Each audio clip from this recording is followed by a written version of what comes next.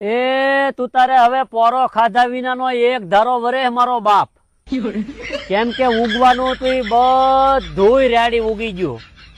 પાથરામાં Mandvi ready ઉગી ગઈ અને કપા ઉપર કપા ઉગી ગયો. નૈયા હવામાં ઉગાડ્યો તે મારા વાલા. અને અમારા પ્રધાનમંત્રીનું સપનું હતું ફસલ વીમા યોજના, એવું કઈક હતું. એ ઘણા વર્ષ પહેલા બોલ્યા હતા. એ સપનું તે પૂરું કરવાનો એને અવસર આપ્યો.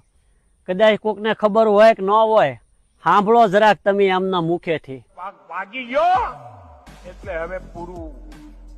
અમે પ્રધાનમંત્રી ફસલ બીમા યોજના એવી લાયા છીએ કે પાક પાકી ગયો હોય, ખેતરમાં ઢગલો પડ્યો હોય અને લણણી કર્યા પછી પાકનો ઢગલો પડ્યો હોય અને બજારમાં જવાની તૈયારી